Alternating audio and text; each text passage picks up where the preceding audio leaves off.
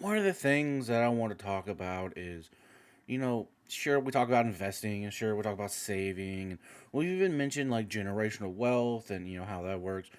But what about ultra long term investing, right? This is actually what a lot of people do for generational wealth. Like, I'm going to save all this money and invest it, and over 30 years, I'd have a good retirement. But imagine if, you could save enough and invest enough for your children's retirement and stuff like that, right? Because, you got to think in investing, one of your greatest assets, it's going to be time, right? Now, while most people know that time can provide a significant benefit in their investing endeavors, a lot fewer of them likely realize the true extent to which time can really be, for lack of a better term, exploited, right? To your advantage.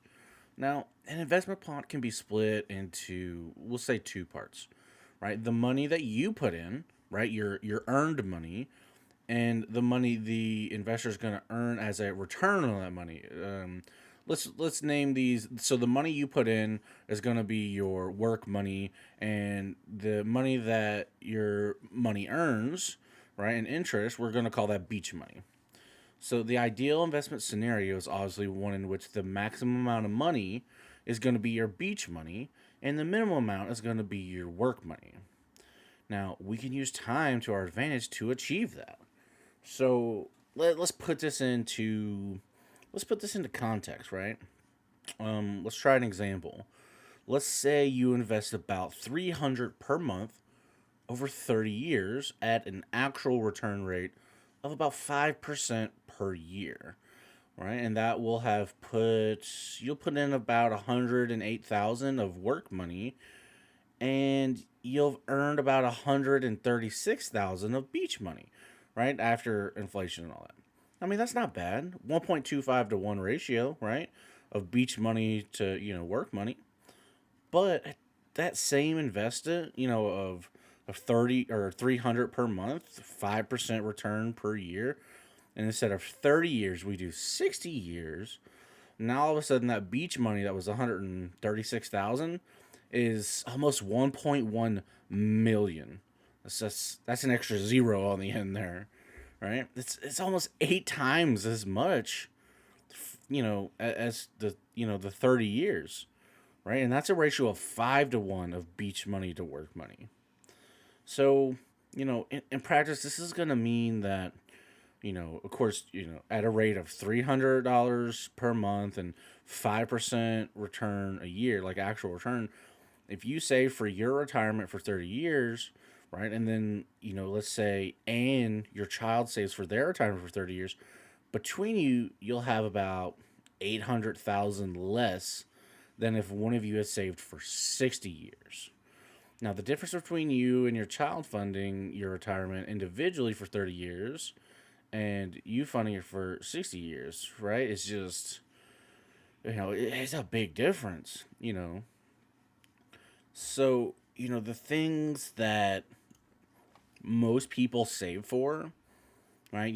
Their own retirement, your children's wedding, buying your first house, or college or school fees, right? They generally have savings periods, which are about or equal to less than about 30 years, meaning we're missing out on, I mean, uh, just a ginormous potential for the creation of wealth. Now, of course, this principle of creating wealth isn't limited to what we were just talking about. Naturally, if you increase payments in line with inflation so that you're paying, in $300 in today's money 60 years from now, you'll have built an even larger pot of money, closer to 2.1 million, right? Now we're going to assume about a 2.5% inflation per year, and we're going to keep that real return rate of about 5% per year, right? Or if you pay in 100 times as much, per month, your pot will be 100 times as large, right? In fact, the only reason that, we've really been kind of talking about $300 per month And and speaking about saving for a child's retirement, that's because I mean you could do this. If you have if you're really smart with budgeting, or it you know it if you learn how to really live below your means, or best case scenario, you have an employer match like pension or 401k or something like that, right? Now, the smart ones listening, you might have noticed something that there's a key issue with this plan, right? Forking out that money every month for 60 years, especially when it's unlikely that you'll have a work related source of income at that time, it, it could be a struggle. I mean, it could be really hard, right? 60 years, that's a long time. But there's a couple of factors that are going to help mitigate this, right? Well, the first one to talk about is going to be the flexibility in the amount which we are going to decide to actually invest. So, we talked about 300 in our example, but exactly the same principle applies to investments of smaller or larger sizes, right? That wealth is created through long term investments which generate above inflation returns, right? So, even if you're putting in $100 or $500, right? You know, the rule of thumb, sure, more is better, right? Consistently putting money in, but still, time is king. The earlier you start, the better. Now, the second thing to talk about, as soon as one person has chosen to take the first step, it will start the beginnings of a self perpetuating legacy. Now, this self perpetuation is evident when you consider that once the first generation, which is going to be you, has invested for your child's retirement, the second generation will no longer have to fund their own retirement, or at least not to the same extent.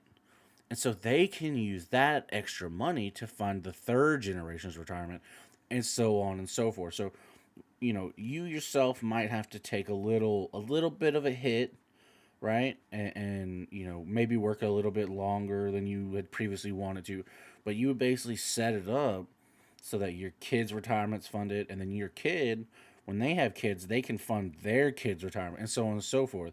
And your family would never have to worry about retirement, right? I mean, investing for ultra long periods of time creates disproportionately greater wealth than investing for long periods of time, right? I mean, we're talking about 60 years versus 30 years, right? And there's longer than that, Imagine people who started investing, in the early days of the stock market, right? And the wealth created is truly, I mean, it's truly like sitting on the beach money, right?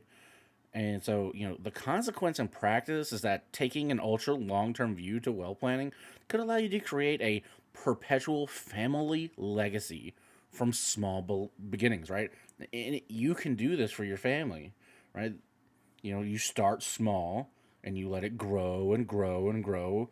And then your kids, I mean, they never have to worry about retirement, right? So hopefully I kind of opened your guys' eyes a little bit to some of this stuff. Like, you can create generational wealth. You can set up a family legacy, right? And I really hope you guys are able to do this for your families and for yourself. Um, you know, and if you like this video, maybe share it with some of your friends and help them create, generational wealth, family legacies, right? Like the video if you liked it. If you're not subscribed to the channel, I would really appreciate it. But until I see you guys in the next one, y'all be safe.